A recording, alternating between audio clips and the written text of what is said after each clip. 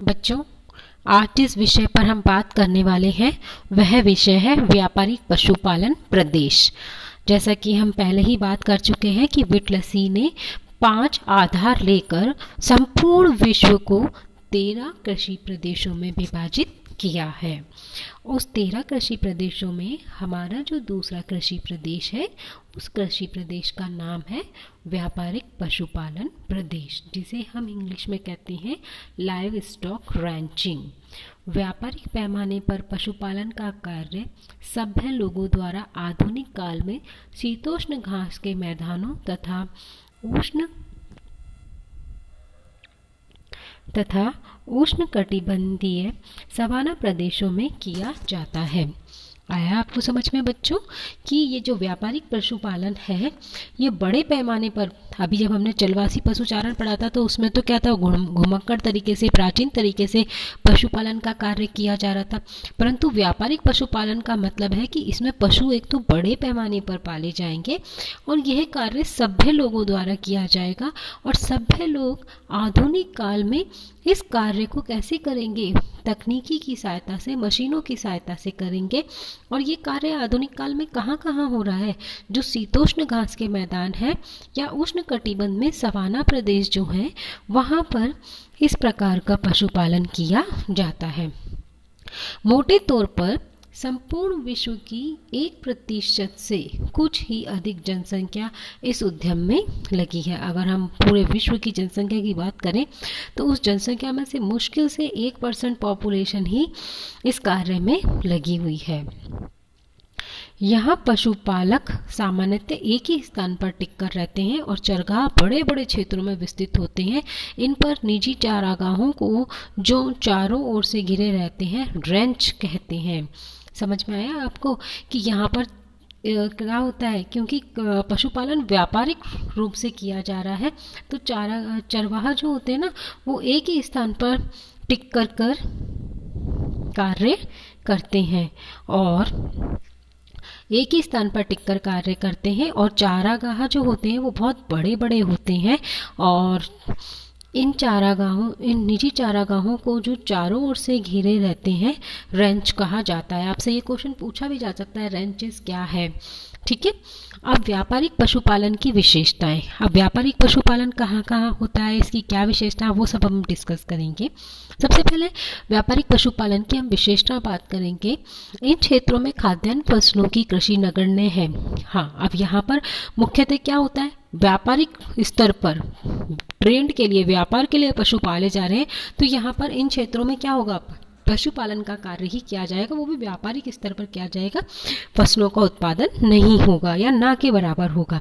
Next, इन प्रदेशों की जो संपूर्ण अर्थव्यवस्था होती है वो पशुओं पर ही निर्भर रहती है।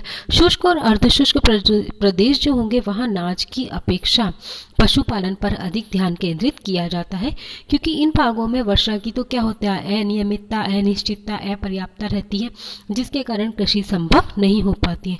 किंतु अनेक प्रकार की फसलें जरूर उग जाती है जिन्हें पशुओं को चराया जा सकता है। इसी कारण यहाँ पर पशुपालन किया जाता है कृषि की अपेक्षा। पशुपालन के अंतर्गत अनेक क्षेत्रों में भिन्नता पाई जाती है। सामान्यतः गाय, भेड़, बकरियां तो सर्वत्र पाली जाती हैं, किंतु क्षेत्र विशेष में प्रकृति प्रदत्त मानवीय कारणों से पशुओं में भी भिन्नता पाई जाती है। जैसे उत्तरी अमेरिका और दक्षिणी अमेरिका के क्षेत्रों में गाय, बैल, भेड़ अधिक पाली जाती हैं, जबकि दक्षिणी अफ्रीका, ऑस्ट्रेलिया और न्यूजीलैंड में बकरियां अधिक पाली जाती हैं। तो अगर हम देखें पशुपालन का कार्य तो होता है लेकिन अलग अलग स्थानों पर भिन्नताएं पाई जाती हैं। किसी स्थान पर कोई अन्य पशु पाले जाते हैं तो किसी दूसरे स्थान पर दूसरे पशु पाले जाते हैं। पशुओं की देखभाल भी जो की जाएगी वो वैज्ञानिक विधि से की जाएगी। और यहाँ पर जो चारागाह होते हैं या फर्म जो होते हैं उनका आकार बहुत बड़ा होता है और इन फर्मों का आकार या चारागाहों का जो क्षेत्रफल है वो 1000 एकड़ तक होता है। व्यापारिक पशुपालन को वास्तव में अर्ध स्थायी कृषि कहा जाता है। चारागाह फार्म में एक स्थायी घर होता है जहां सुविधाएं उपलब्ध होती हैं। व्यापारिक पशुपालन को वास्तव में अर्ध स्थायी कृषि भी कहा जाता है। व्यापारिक पशुपालन से प्राप्त पदार्थों में दूध, दूध से बने पदार्थ, मांस, चमड़ा, ऊन आदि प्रमुख होते हैं, क्योंकि ये सभी हमें पशुओं से मिलेंगे। इस अर्थव्यवस्था में पूंजी निवेश अधिक होता है तथा आर्थिक लाभ भी बहुत अधिक होता है। इसमें इन्वेस्टमेंट तो बहुत होगा कैपिटल का, लेकिन आपको इकोनॉमिक प्रॉफिट भी बहुत अधिक होगा। इन सभी क्षेत्रों में पशुपालन महत्वपूर्ण व्यवसाय है तथा निर्यात की वस्तुओं में पशुजनित पदार्थों की ही अधिकता रहती है, क्योंकि ये अर्थव्यवस्था पूर्ण रूप से पशुपालन पर बेस्ड है और पशुपालन भी व्यापारिक उद्देश्य से किया जाता है। तो यहाँ पर पशुपालन महत्वपूर्ण व्यवसाय बन जाएगा और निर्यात में भी पशुओं जनित पदार्थों की ही क्या रहेगी, अधिकता रहेगी। व्यापारिक पशुपालन के क्षेत्र, अब ये व्यापारिक पशुपालन कहाँ किया जाता है? भौगोलिक दृष्टि से इन्हें दो भागों में बांटा गया है, समशीतोष्ण घास क्षेत्र और उष्ण सवाना विस्तृत क्षेत्र। समशीतोष्ण घास के मैदान, समशीतोष्ण घास के क्षेत्र के अंतर्गत उत्तरी अमेरिका का मध्य उत्तरी मैदान एवं पठार, दक्षिणी अमेरिका का दक्षिणी पूर्वी भाग, दक्षिणी मध्य ऑस्ट्रेलिया न्यूजीलैंड का दक्षिणी पूर्वी भाग तथा दक्षिणी अफ्रीका के पठारी भाग को इसके अंतर्गत सम्मिलित किया जाता है। दूसरा घास का क्षेत्र उष्ण सवाना का है, जो अफ्रीका के 10 डिग्री से 20 डिग्री दक्षिणी गोलार्ध में विस्तृत है। तो यानी कहने का मतलब हुआ कि जो सारे समशीतोष्ण कटिबंधीय घास के मैदानी क्षेत्र हैं, उन सभी मैदानी क्षेत्रों में व्यापारिक पशुपालन किया जाता है। अब हम अगर उत्तरी अमेरिका की बात करें तो उत्तरी अमेरिका में देखते हैं हम कि समशीतोष्ण कटिबंधीय घास के मैदान कहाँ कहाँ हैं। यूएसए के मैदानों और पठारी भागों पर कनाडा और प्रेरीज प्रांत के उत्तरी मैक्सिको में सबसे अधिक चौपाए पाले जाते हैं। यूएसए में व्यापारिक पशुपालन के विकास के लिए कई कारक उत्तरदायी हैं, जैसे मक्का प्रदेश में मक्का के उत्पादन में तीव्रता, पूर्व से पश्चिम तक रेल यातायात की सुविधा का प्रसार, विस्तृत बाजार, उच्च कोटि के मांस की मांग में वृद्धि, रेफ्रिजरेटरों की खोज से अधिक समय तक मांस का संरक्षण, लंबी दूरी तक भेजने के लिए सुविधाएं एवं विस्तृत क्षेत्र पर रेंचेस का वैज्ञानिक सुव्यवस्था के फलस्वरूप विशेष प्रोत्साहन मिला है। अब ये सारे जो कारण हैं, इनके कारण ही यहाँ उत्तरी अमेरिका में व्यापारिक पशुपालन फला फूला है। यहाँ मांस पशुओं की प्रधानता है।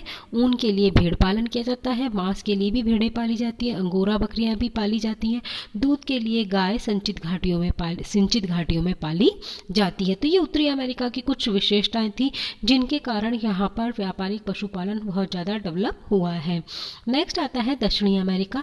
इसके अंतर्गत हम देखें तो अर्जेंटीना, यूरुग्वे, दक्षिणी ब्राजील के घास के क्षेत्रों को सम्मिलित किया जाता है, जो व्यापारिक पशुपालन के लिए विश्वविख्यात एवं महत्वपूर्ण प्रदेशों में से एक है। अर्जेंटीना की जो पंपास का उपजाऊ मैदान है, उत्तम प्राकृतिक चरगाह के लिए प्रसिद्ध है। यह विश्व का 1/3 यानी प्रथम गौमांस निर्यातक देश है। अर्जेंटीना जो है वो विश्व का 1/3 निर्यातक है गौमांस का, और उसका विश्व में प्रथम स्थान है। अर्जेंटीना में अल्फाफा घास प्रमुख चारा है। यूरुग्वे और ब्राजील की अर्थव्यवस्था का मुख्य आधार भी पशुपालन ही है। नेक्स्ट आता है ऑस्ट्रेलिया एंड न्यूजीलैंड। अब हम देखें ऑस्ट्रेलिया में प्रति व्यक्ति 16 भेड़ें 2 पशु मिलते हैं। इस व्यवस्था से संपूर्ण निर्यात का 60% प्राप्त होता है। न्यूजीलैंड विश्व का सबसे बड़ा मांस निर्यातक देश है।